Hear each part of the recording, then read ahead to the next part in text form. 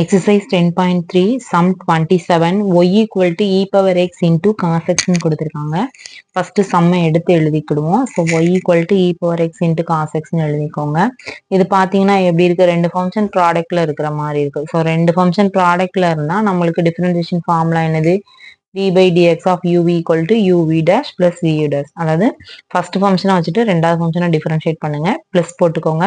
அடுத்து second function வச்சுட்டு first function differentiate பண்ணுங்க. ஸோ இப்போ நம்ம இதில் வந்து இதை யூன்னு எடுத்துக்கிடுவோம், இதை வின்னு எடுத்துக்கிடுவோம். இப்போ யூ அப்படியே வச்சுட்டு வியை டிஃபரன்ஷியேட் பண்ணுங்க, பிளஸ் வியை வச்சுட்டு யூவை டிஃபரன்ஷியேட் பண்ண போகிறோம். நம்மளுக்கு காஸ் எக்ஸ் டிஃபரன்ஷியேட் பண்ணால் ஃபார்முலா என்னன்னு தெரியும், மைனஸ் சைன் எக்ஸ். சி வந்தாலே மைனஸ் வரும், போட மறந்துடாதீங்க. காட்டு கொசிக்கன் அந்த மாதிரி என்ன வந்தாலுமே நம்மளுக்கு வந்து கண்டிப்பாக மைனஸ் வரும். ஃபர்ஸ்ட் சி வந்து அதை டிஃபரன்ஷியேட் பண்ணாலே மைனஸ் வரும். ஸோ காஸ் எக்ஸை டிஃபரன்ஷியேட் பண்ணால் minus sine x plus cos x அப்படியே இருக்கு, இ பவர் எக்ஸை டிஃபரன்ஷியேட் பண்ணீங்கன்னா இ பவர் எக்ஸ் தான். இப்போ பார்த்தீங்கன்னா இங்கே ரெண்டுலையுமே இ பவர் எக்ஸ் வந்து காமனாக இருக்குது. ஸோ இ பவர் எக்ஸை காமனாக வெளியே எடுத்துக்கிட்டோம்னா உள்ள இங்கே என்ன இருக்கும், மைனஸ் சைன் எக்ஸ் இருக்கும், இங்கே வந்து காஸ் எக்ஸ் மட்டும் இருக்கும். அடுத்த ஸ்டெப்பில் ரீஅரேஞ்ச் பண்ணி எழுதிட்டோம் அப்படின்னா, எப்போவுமே நம்ம வந்து ஃபர்ஸ்ட் வந்து மைனஸ் இருக்கிற மாதிரி எழுத மாட்டோம் இல்லையா, அதனால காஸ் எக்ஸ் ஃபர்ஸ்ட் எழுதிட்டு சைன் எக்ஸை ரெண்டாவது எழுதிட்டோம்னா நம்மளுக்கு இதோட ஆன்சர் முடிஞ்சது. தேங்க்யூ.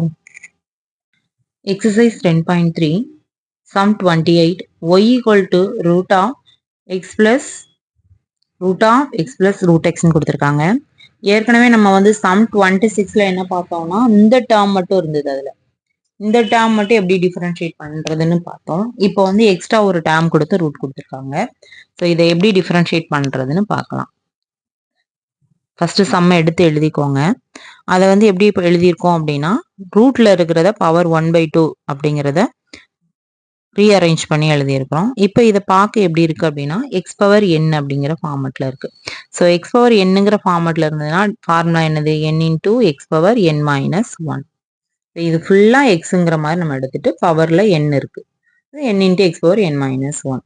இப்போ 1/2 இந்த டேர்ம் அப்படியே எடுத்து எழுதிக்கிட்டோம்னா என் மைனஸ் 1னா இங்கே எண்ணுக்கு பதிலாக 1/2 1/2 மைனஸ் 1. நம்ம இப்போ என்ன பண்ணுவோம், எக்ஸை தவிர வேற என்ன டேர்ம் இருந்தாலும் இங்கே எக்ஸுக்கு பதிலாக என்ன இருக்கு, எக்ஸ் மட்டும் இல்லை நிறைய இருக்கு, X plus X power 1/2 to the whole power 1/2 நிறைய இருக்கு. ஸோ எக்ஸை தவிர வேற என்ன டேர்ம் இருந்தாலும் அகைன் அதை என்ன பண்ண போறோம், டிஃபரன்ஷியேட் பண்ணணும். ஸோ இதை டிஃபரன்ஷியேட் பண்ண போறோம்னு எழுதியாச்சு.